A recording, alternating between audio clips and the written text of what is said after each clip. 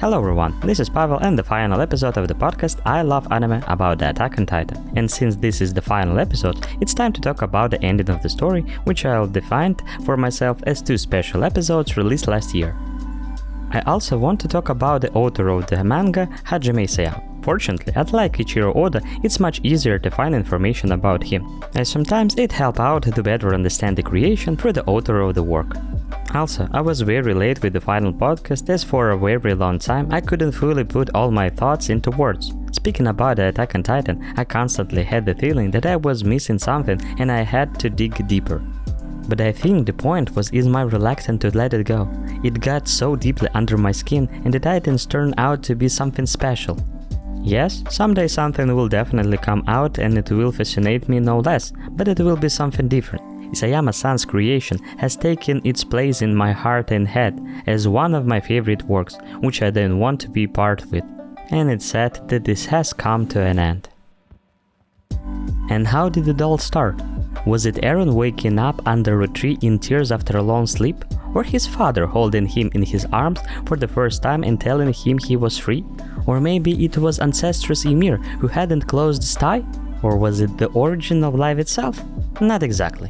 The story begins with the boy who grew up in a village surrounded by mountains, extremely similar to Worlds of Paradise. The boy's name is Hajime Isayama. In plenty of interviews I've read and watched, he described himself as a child with inferiority complex, who at the same time considered himself special and he was eager to do something outstanding. And this eventually made him draw manga, which helped him express his feelings and so far has resonated with millions of arts around the world.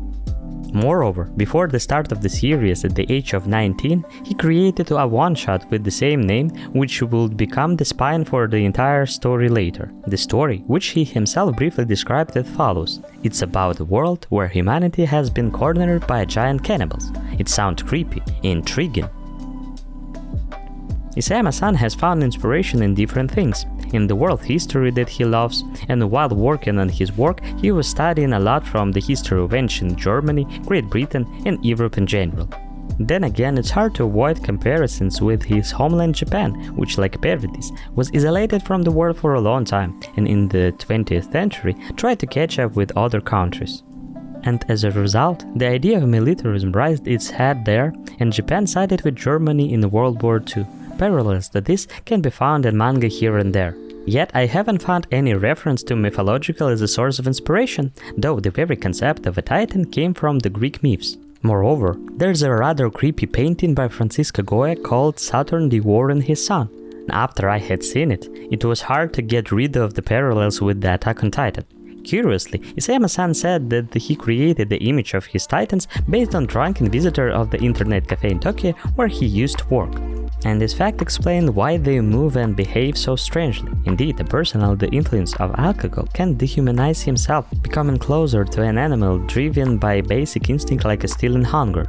And his behavior can be absolutely unpredictable, so you can expect anything from titans, but they will look both ridiculous and harmless, aggressive and frightening. Also, as a child, Isayama-san was scared by the image of Mona Lisa depicted in the manga Jigoku Sensei Nube, and it as well influenced the image of the titans. If to find her close-ups, it's easy to draw parallels. Interestingly, there is an allusion to this picture in the Attack on Titan spin-off about high school in the episode about the courage test. Also, Isayama-san was keen on films about giant kaiju monsters, which can also be seen in his work. And he also noted a picture called Kaiju by artist Kiyoshi Yamashita, in which people are fighting huge monsters while others are fleeing in panic from them. And he himself always loved to draw scary sketches, which later became the DNA of his works. That's how the Titans were born, from a combination of drunken people, monsters, and the author's fantasy. There is also an interesting story about how Mikasa appeared, or rather her appearance. In the same Tokyo internet cafe, he met a visitor whom he took as a prototype for Mikasa's appearance. Part of her face was hidden by a scarf, which he thought was cute. She got her name from the one all Japanese worship, but I couldn't get rid of the homophonic Spanish phrase, my house, mi casa, and thought that is referent to the lost house of the Jaeger family. She is also inspired by another character from the manga, namely Casca from Berserk. And even getting married while working on his manga influenced the author, he said. He became an adult and had to improve his social skills. And this affected the work on his brainchild. For example, he admitted that in chapter 50, in the scene where Mikasa was thanking Eren for everything, there could have been a kiss. But Isayama-san had scruples about making this step at the time, as he had no idea how to develop their relationship after that. Therefore, if he had written this chapter later after getting married, perhaps the romantic lines in the Titans would have looked differently. I have already said Isayama-san confessed his love for martial arts. And now I also found information in his interview that he liked to draw battle scenes the most. He especially remembered working on Reiner and Eren's fight where he could depict his favorite fighting techniques. I also mentioned the favorite author's character of the story, and now I've figured out his favorite chapters. These are chapters 69 and 71, which tell about Instructor Shadis and the backstory of Kenny Ackerman. While painting them, Isayama-san felt that he seems to be growing up a little bit, and those short stories inside the main plot really look very interesting and harmonious. Anyway, Isayama-san has always expressed great gratitude to his readers and thanked them for the years they devoted to his work. He has always actively followed the reviews of manga and anime, and reading through the reaction to the finale, he was regretting that he wasn't able to fully fulfill his thoughts through the manga. That's why he even apologized for the ending, so it's time to talk about it. The first two of the final special episode begin with the rumbling. Countless, colossal titans are turning cities, forests and everything around them into a wasteland. People are panicking and trying to escape, but there is no way to do it. Meanwhile, we see Eren walking in the city in Morley and gloomily talking to himself about what he is going to do to the world later. There he also sees the boy whom he saved, but he realizes that this is pointless because later the rumbling will crush him, like millions of other people. But he still helps him out, following his inner urge, even though he understands the monstrous contradiction in his action. It means that even when he realizes that he can do something else, he submits to his desires at a particular moment. And it seems to me that during the rumbling we see him as a child because his personality attempts to hide from what he is doing now. He's like a kid playing with insects under his feet, and he himself says later that the power of the progenitor, in which past, present and future coexist, has messed his brain up completely, which again tells us that the human mind simply can't fully cope with this power, and this force simply grants the inner wish of its so-called master. For example, Ymir was injured when she contacted with this entity. She was scared of death and probably felt miserably as she couldn't fight back against her abusers. As a result of these emotions, a titan appeared, having tremendous strength and regeneration. It couldn't even die, but only be killed by someone else. But inside, she was still a slave, so even with such power, she continued to follow the orders of the king. Indeed, I think lots of people cringe after explanation for Ymir's afterlife submission by love because Isayama-san tried to give a logical reason of events and a logical motivation to the characters in this work. But in the end, emotion stepped forward. I clearly recall Interstellar now, as most of the time they were telling us quite scientifically about black holes, wormholes and other space phenomena, and at the same point they suddenly switched to the power of love and how it spanned time and space and everything. In this case, we are also told that Ymir loved the terrible man who had enslaved her and was using her power to build his empire. But according to the 2000 years old morality standard, there was nothing terrible about it. He had power, he used it, men want to take his place, and women want to be his wives or just bad mates. Fortunately, our emotional intelligence has developed over years and now we can show empathy for others. But even now, sorry to say, there's a relationship in which someone falls in love with the person who takes everything by force and treats the partners as a thing. So, love can be both the most beautiful feeling and the poison that can make life miserable. In Ymir's case, it was a 2000 years long nightmare, but then came Mikasa, who had her own painful attachment. And she managed to get over her feelings because every minute of her beloved life caused the innumerable lives of people who were being crushed by the Titans at that moment. The main thing is that if there had been a way to bring Eren back alive, she would have forgiven him in order to share his sins with him. So Eren made the situation hopeless for her and his friends. That's why he triggers so many different emotions due to his contradictory nature, where love for his significant people and mock heroism, stupidity, impulsiveness, nationalism and anger, hysteria and determination are mixed up. But in fact, they both turn out to be handy tools for Ymir to finally break free from her endless slavery. There was a slave of freedom who died trying, and a slave of love who helped him get to the final point and put the matter to rest. So, it seems to me that there wasn't happy ending for them just for who they were. But at the moment of the terrible first kiss, we saw smiling Ymir in the background, because she was finally free. And no matter how much Eren was talking about freedom, he just kept lying to himself. After all, he was never free as I see it.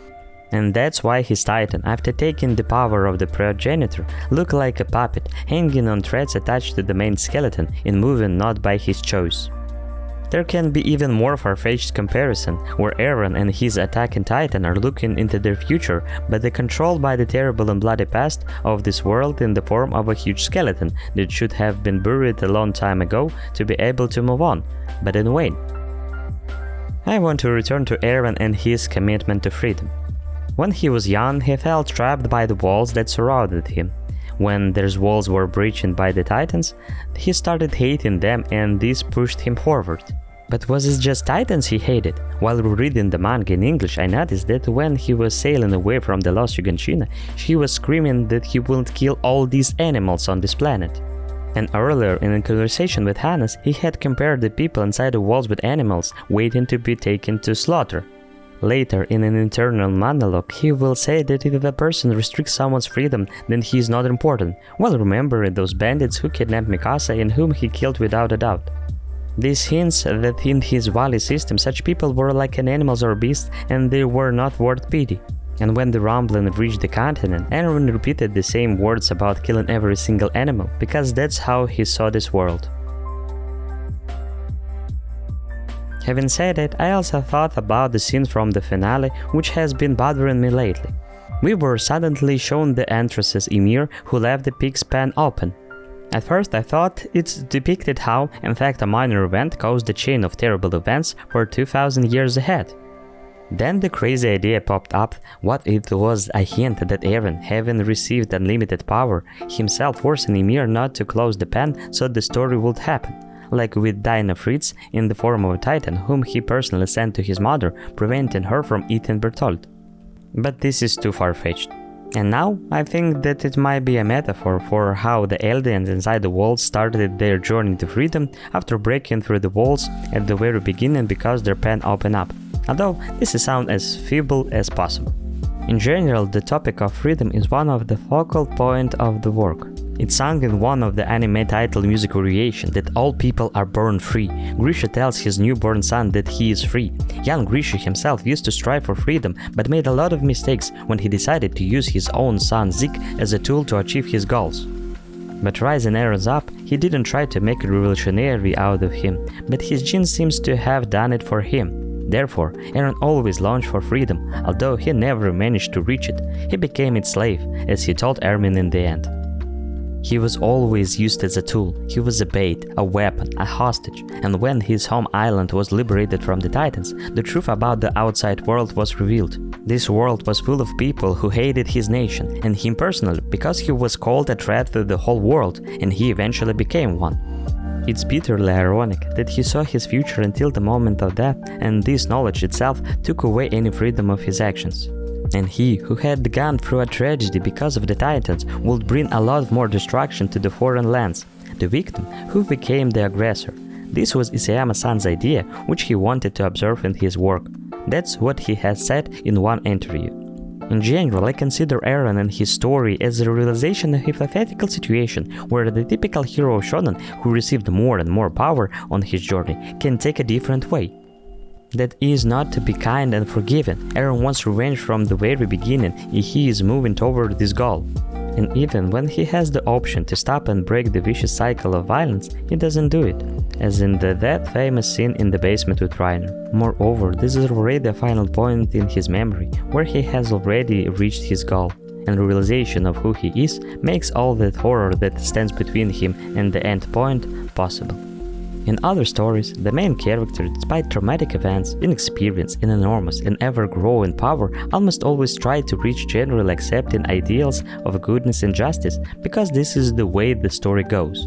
Naruto actually looks almost like a saint, although Luffy sometimes scares me a bit because when he tried to achieve his selfish goals, his action could backfire others. So, for example, when he was trying to release his brother from prison, he released criminals who, once free, could start robbing and killing ordinary people, but he had hardly thought about it. So, if you got in his way, he would step over you no matter how good you were. Eren's story shows that a character with unlimited power driven only forward by his inner compass can turn into a monster. Absolute power in the hands of one person is frightening. Moreover, those who were before Eren were no better either. The King of the Wolves erased the memory of his people having made a decision for them. And Road Race wanted to bring back the power of the Fighting Titan so that there could be a critical possibility to solve problems inside the walls by controlling people. That's why I see the Attack on Titan as a work that rejects any ultimatum-like solution to problems, and so Eren's final decisions are difficult to justify. Isayama-san showed us that a strong leader, as some see our protagonist, might hide behind big statements such as welfare of the people, but still have selfish motivation. We, as readers or viewers, can support Eren as the main character of the story who was originally a victim. His anger seems to be justified and his revenge is just. This is how our perception of narration works. It wouldn't be exaggeration to generalize like this though. But let's return to Eren, who is committing terrible things for the sake of friends and motherland. And people around him consider most of the time that the goal, which is good for their point of view, justifies the means. Although Eren eventually confesses Armin that his actions were provoked not only by his desire to save his friends from extermination or sterilization.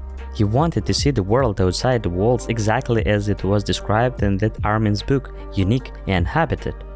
And when this outside world turned out to be a little different from the world inside the walls, his inner need and again unlimited power allowed him to destroy everything, revealing to him something he wanted to see so much.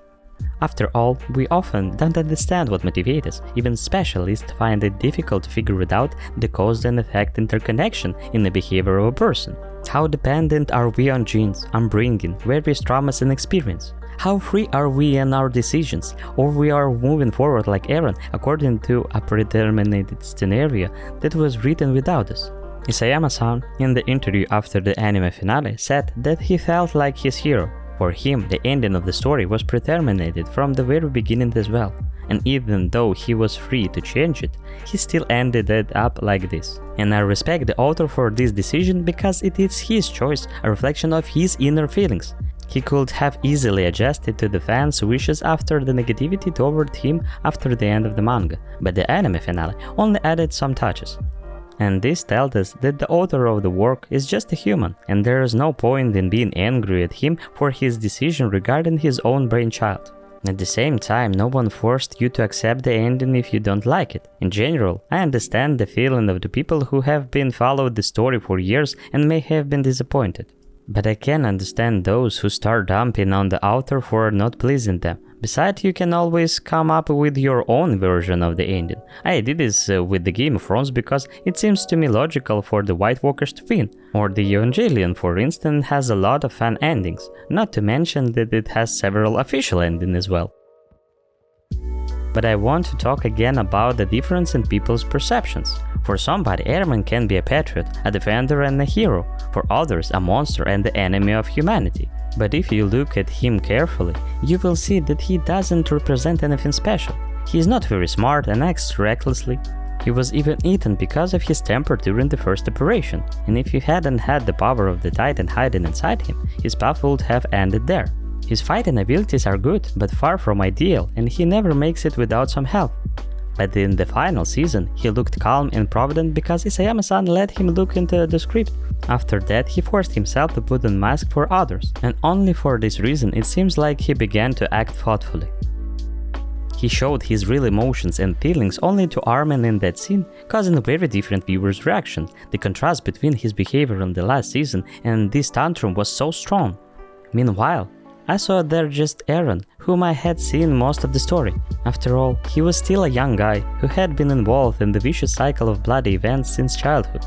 And moving only forward to his cherished goal, he didn't experience many things that makes lives colorful and meaningful.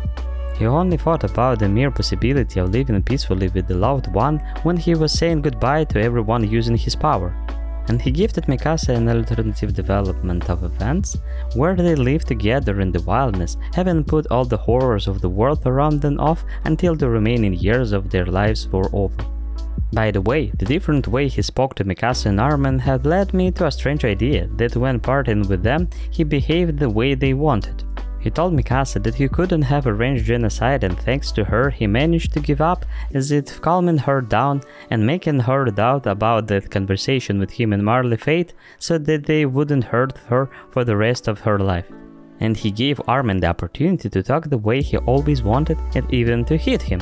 He behaved like Eren from childhood, so that after his death it could be easier for them to move on and not to blame themselves for everything.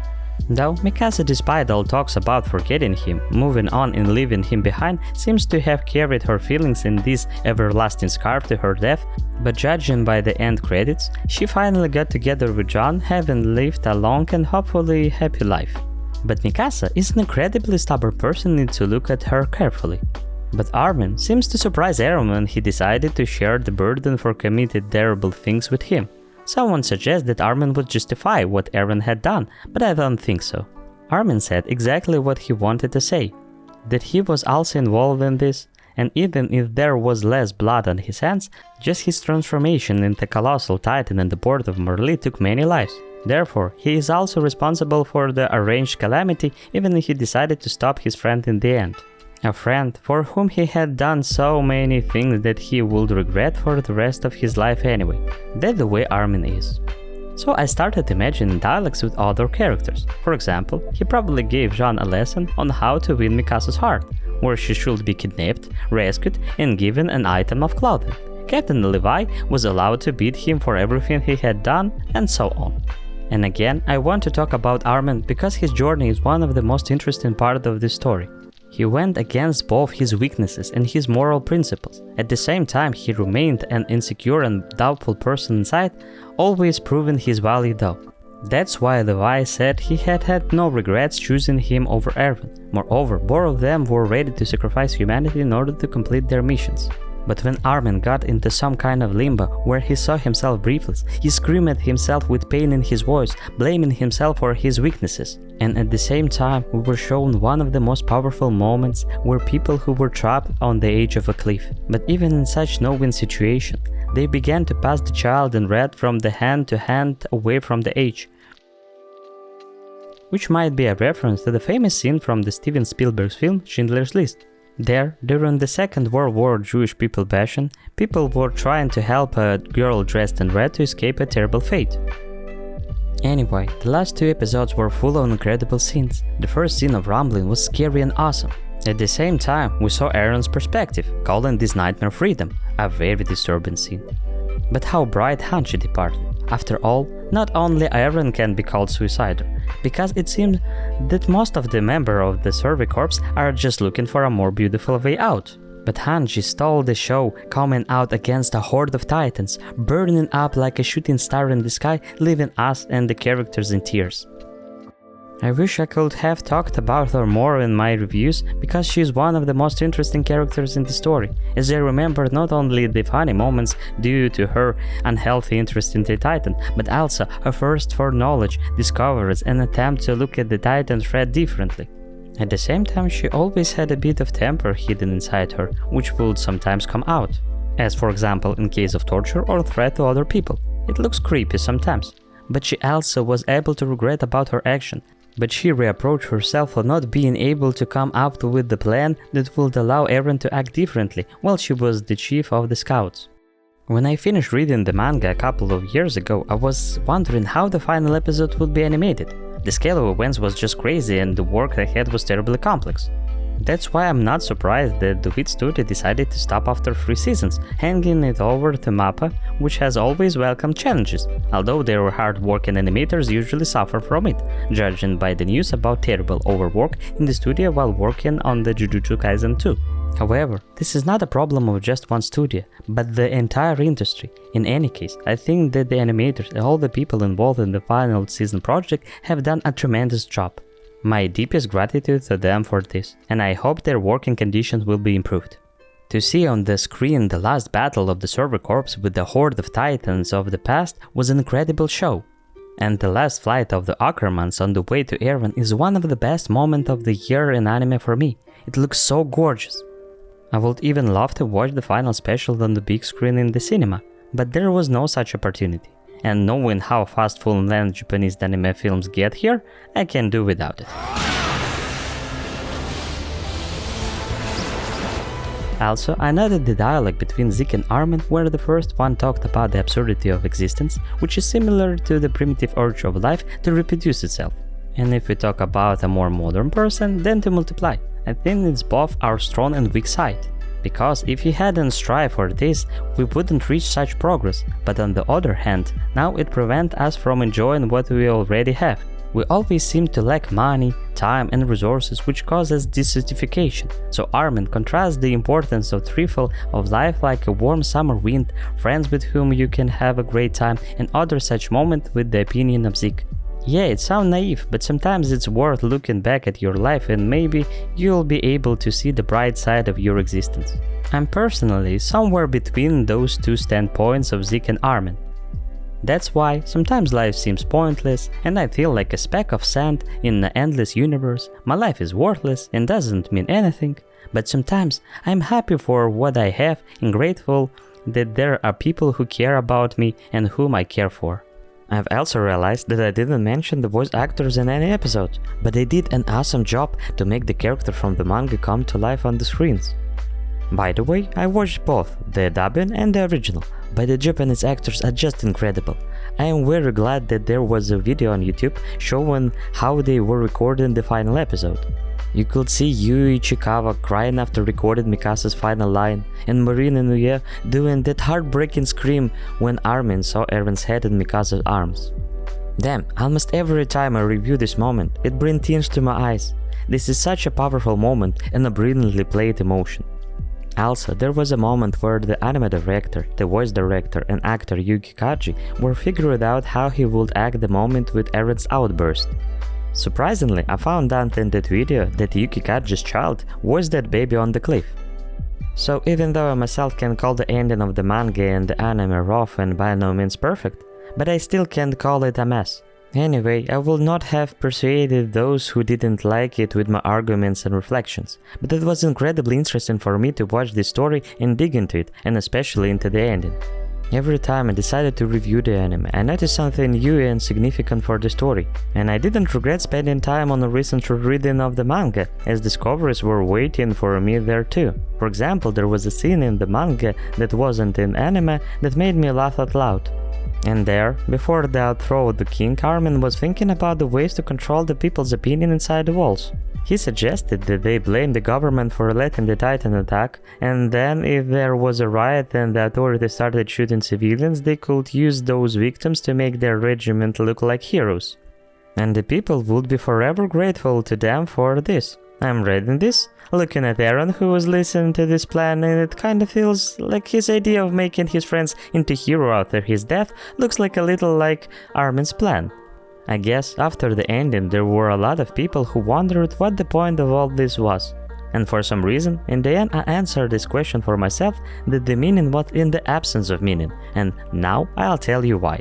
In the very first episode, the heartbroken mother of one of the dead scouts asks Shadis if her son had helped humanity at least a bit to discover the secrets of the Titans and defeat them. But he broke down and said that her son died in vain, like his other subordinates. Later, he would be replaced by Erwin, who was driven by his inner passion to find answer to the question his father had left him with. And to achieve this goal, he would sacrifice the lives of his soldiers without a second thought. He would be ready to ambush Annie in the middle of a residential area because his action was covered by the good purpose of defeating the Titans and protecting humanity.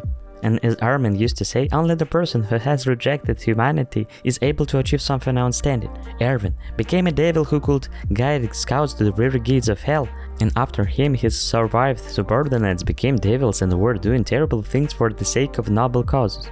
One of them was Aaron, who went further. He announced that he acted to protect the homeland, but he himself just wanted to protect some certain people. So, like Erwin, he rejected his humanity, became something even scarier than the devil, and he completed the job of the scout regiment. He managed to kill the Titans, every single one. But I didn't get the feeling that it made up for all the monstrous things he had done. I don't know if Isayama-san did it on purpose, but I see it as a criticism on such characters in general. If we talk about fiction, a lot is forgiven to the hero that the final result justify all losses. But what if the hero does terrible things, but the achieved goal doesn't balance them? A reader or a viewer will be disappointed, but we have had hopes that Eren will be eventually somehow do something that will satisfy our expectations. And in my opinion, Isayama-san never planned him to be a perfect hero.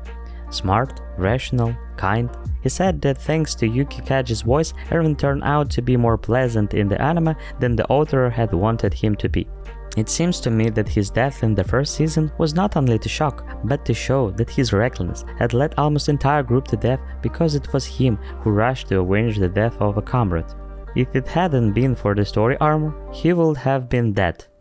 For me, the recent discovery of the attack on school cast were a surprise. It's a parody manga that Isayama-san starts adding at the end of Phylum volumes. The main characters are basically stereotypic American kids from movies and TV shows. He openly makes fun of Eren in those short sketches. It might be silly of me to judge the author's feelings about his character based on a spin-off, but somehow the finale and this spin-off work together. In the spin-off, Eren is just a boring character who gets annoyed about everything. He doesn't have any dreams or goals. Only when the zombie apocalypse happens at school, he shouts out that he will kill all zombies. But it turns out to be a dream and he starts crying. He even thinks he might become a threat to humanity to escape his boring life. So I think Isayama-san showed in the comic form that if Eren was in our world, he'd be an unremarkable person. And only the plot was pushing him forward, and a character like that could really do some terrible things to find meaning in life. So when Eren said at the end of the anime that he is full with incredible power, it just feels right to me. We were so wrapped up in the story that we had missed the red flags. In the Game of Thrones, a lot of people were shocked by Daenerys' action at the end, although there were hints all along. But honestly, in the recent season, the creator seems to be rushing and were not able to present everything properly. Daenerys, like Eren, was a likable character, despite the fact that in addition to good deeds like freeing slaves and eliminating tyranny in captured city, she often executed people in a brutal way. Audience ignored this until the last few episodes. Curiously, Isayama-san wasn't happy with the ending of Game of Thrones either, but later he got into a similar trap and received a lot of backlash. But he would say he was always listening to feedback and watching reaction attentively. When the final chapters of the manga and anime came out, he had a lot to deal with. But there were also a lot of people who liked the ending, and that kind of conflictive reaction that suited such work as The Attack on Titan for me. You know, if the ending had been totally bad or totally good, it'd have been just boring. That's why even after the story over, it still keeps people talking. I've been writing the script for this episode for too long because there are so many different thoughts and topics I want to discuss, and I always feel like listening to the soundtrack, watching one more reaction to the series, going back to the manga and so on. This shows how deeply I dived into this work and how much it hooked me on. I get a strange feeling that despite all horrors in manga and anime, Isayama-san always wrote with a bit of irony. He seems to play with readers with their expectation and their perception of the story. In some scenes there is just a pure comedy. Armin in saying that the walls can be breached at any moment. Tada! The Colossal in peeking out from the wall. Years later, Eren pompously promised that he'll fight against Titan after studying and another Colossal will appear and the main character will end up in the Titan's stomach. So I would gladly read a comedy manga by Isayama-san because the Attack on School cast brought a lot of smiles and laughter to me. And it totally surprised me when he decided to add God Mikasa and Geek Armin to the manga. And then Mappa brought them into anime too, in this scene where Eren sees things while his mind is traveling to the coordinate to Zeke. This alone has sparkled some crazy theories. Funnily enough, at the very end of the manga, we see the final part of the school cast where 3 of the main characters are hanging out or seeing the movie adaptation of their manga story. They're talking about the ending and Armin's on the side of the fans who didn't like it, but Mikasa is happy with it.